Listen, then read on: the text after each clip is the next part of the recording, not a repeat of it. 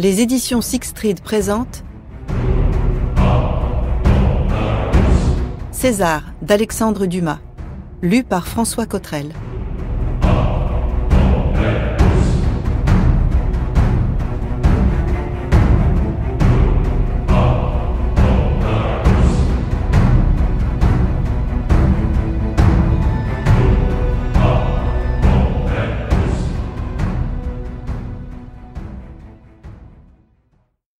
César naquit le 10 du mois de juillet, 100 ans juste avant Jésus-Christ. Et nous dirons plus tard comment, à notre avis, il fut un des précurseurs de la religion chrétienne. Nulle origine moderne, si ambitieuse qu'elle soit, ne saurait se comparer à la sienne. Ni celle des Mérodes, qui prétendent descendre de Mérovée, ni celle des Lévi, qui se disent cousins de la Vierge. Écoutez-le lui-même dans l'éloge funèbre de sa tante Julia, femme de Marius le Vieux. « Mon aïeul maternel, dit-il, descendait d'Ancus Marcius, l'un des premiers rois de Rome, et mon père appartenait à la famille Julia, dont Vénus fut la source.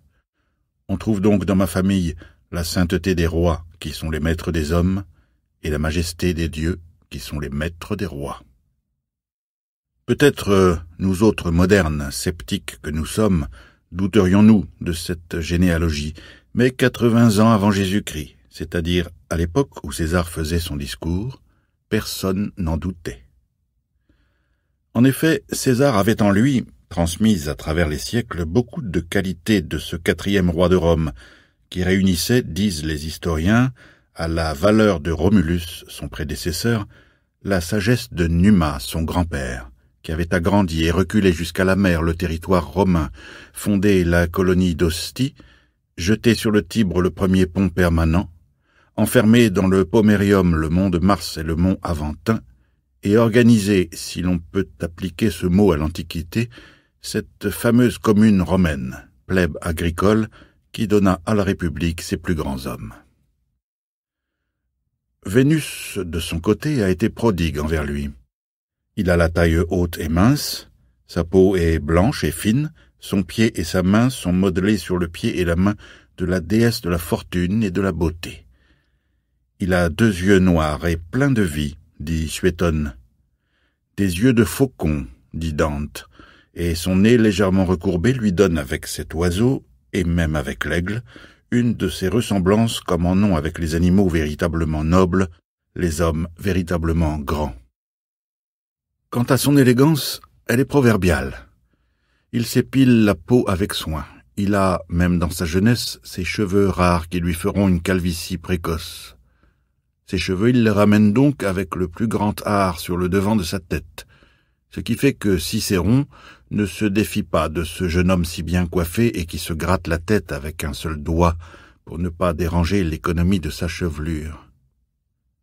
Mais Sylla, qui est un autre politique que l'avocat de Tusculum, qui a des yeux bien autrement perçants que l'ami d'Atticus, Sylla, en le voyant marcher mollement sur les franges de sa toge, Sylla le montre du doigt et dit « Prenez garde à cette ceinture lâche ». On ne sait pas grand-chose sur la première jeunesse de César.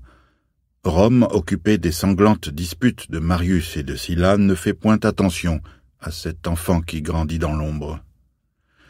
César a 16 ans déjà quand le dictateur remarque au Forum, au Champ de Mars, sur la Via Appia, un bel adolescent qui marche la tête haute et souriante, qui va rarement en litière on n'est point assez vu, qui, tout au contraire de Scipion Nasica ou Émilien, nous ne nous rappelons plus au juste, lequel demandait à un paysan aux mains calleuses « Mon ami, marches-tu donc sur les mains ?» qui, au contraire de ce Scipion, laisse tomber sa main blanche et efféminée entre les mains les plus rudes. Ce jeune homme connaît par leur nom jusqu'aux esclaves. Il passe, orgueilleux et sans baisser la tête devant les plus puissants, mais courtise et flatte le plébéien en tunique. Il est gai dans une époque où tout le monde est triste, prodigue dans un temps où tout le monde enfouit son argent, populaire dans un moment où la popularité est un titre de proscription. Avec tout cela, il est le neveu de Marius. Le dictateur, disons-nous, le remarque. Il veut savoir à quoi s'en tenir sur lui. Il va lui imposer sa volonté.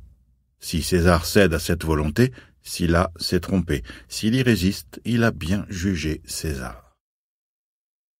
Enfant, César avait été fiancé à Cossutia, une des plus riches héritières de Rome, mais née de parents chevaliers, c'est-à-dire de médiocre noblesse. Il ne peut souffrir une pareille alliance. La chevalerie, la noblesse même sont indignes de lui. Il lui faut le plus pur patriciat. Il répudie Cossutia pour prendre Cornélie. À la bonne heure, celle-là lui convient. Cinna, son père, a été 4 fois consul. Mais il ne convient point à Sylla que le jeune César s'appuie à la fois sur l'influence de sa propre famille et sur l'influence de celle de son beau-père. César reçoit l'ordre de répudier Cornélie.